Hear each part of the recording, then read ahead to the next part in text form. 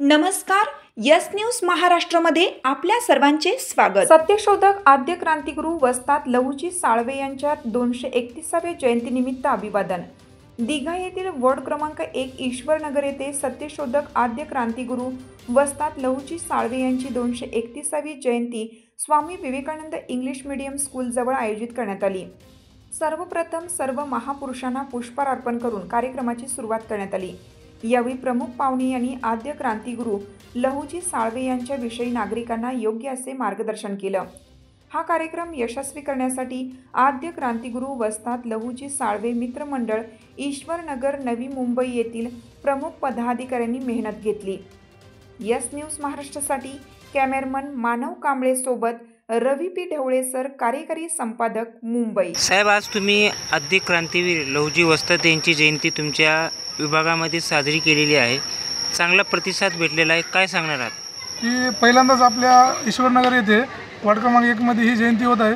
भरपूर मोठ्या प्रमाणात मातंग समाज आपल्या इथे राहतो, पण कोणी याकडे लक्ष देत नाही.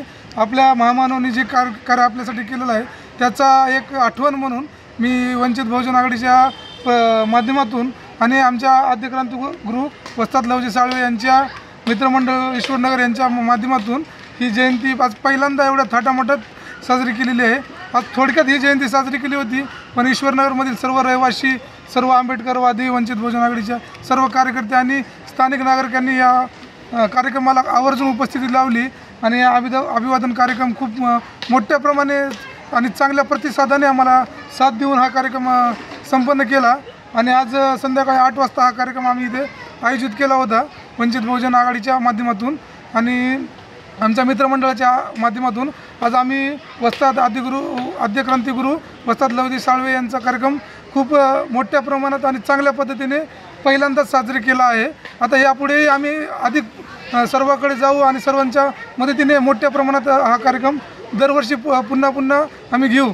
आणि आमच्या सर्व आलेल्या इथल्या जनतेला आणि सर्व साथीदारांना, माझ्या परिवारांना मी सर्वांचे धन्यवाद देतो.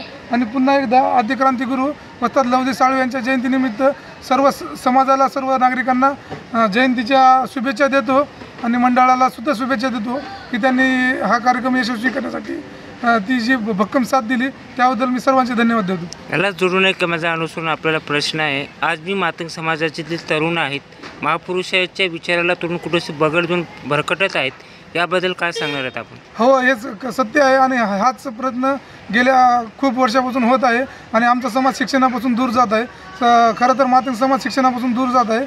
म्हणूनच हा गुलामीची जाणीव करून देण्यासाठी अण्णाभाऊ साठेंनी जसं सांगितलं आहे, गुलामीची जाणीव करून द्या, ते बंड करून उठतील. आणि मी तेच करून देत आहे, गुलामीची जाणीव करून देतो आहे.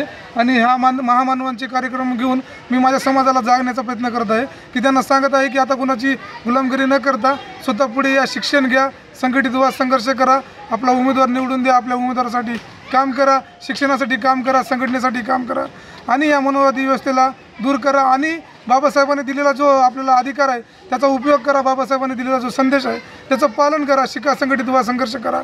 आणि या महामानवाच्या जयंतीनिमित्त हेच सांगत आहे की आपण आता ह्या मातंग समाजाने जागलं पाहिजे आणि मागानं आता जागावं आणि लहुजीने वागावं, या गोष्टीचा विचार करायला हवा आणि त्या गोष्टीवर आपण अवलंबून राहायला पाहिजे. म्हणूनच मी हा मातंग समाजाचा कार्यक्रम घेतला आहे. आता मी माझ्या प्रयत्नाने मला गुलामीची जाणीव करून देत आहे, तर ते सर्व उठतील आणि येणारी पिढी, आमची युवकांची पिढी जागरूक होईल आणि ती पिढी आता महामानवांची चळवळ पुढे घेऊन जाईल ही मी जाहीर करतो. जसं की तुम्ही म्हणताय गुलामाची जाणीव केल्याशिवाय बंड करून उठणार नाही. जो उपवर्गीकरणाचा जो मुद्दा आहे हल्ली जो गाजत आहे, येणाऱ्या आता महापालिका असतील किंवा नगर परिषदा असतील, यामध्ये ते विषय कसा राहणार आहे, काय सांगणार आहे? मातंग समाज उपवर्गीकरणासाठी आम्ही मागणी करत आहोत आणि ती आमच्यासाठी महत्त्वाचीच आहे. आदरणीय श्रद्धेय बाळासाहेब आंबेडकर यांनी सुद्धा उपवर्गीकरणाची जी मागणी आहे ती केलेली आहे आणि ती उपवर्गीकरण हे चांगलं आहे हे सांगितलेलं आहे. तशी आमची मागणी होती आणि पुढेही राहणार. पण उपवर्गीकरण हे जे RSS अर्जिन संघटना उपवर्गीकरण करत आहेत आणि त्याच्यामध्ये ज्या दुसऱ्या गोष्टी टाकत आहेत त्या आम्हाला नको आहेत, कारण ते फक्त समाज फोडण्यासाठी आणि समाजाला एक वेगळी दिशा देण्यासाठी आहे. त्यामुळे आम्ही त्यांच्या परीने जे करणारं उपवर्गीकरण आहे ना, आम्ही त्याच्या विरोधात आहोत आणि 100% राहणार. हाक तुमची साथ आमची. यस न्यूज महाराष्ट्र चॅनलला लाईक करा व सबस्क्राईब करायला विसरू नका.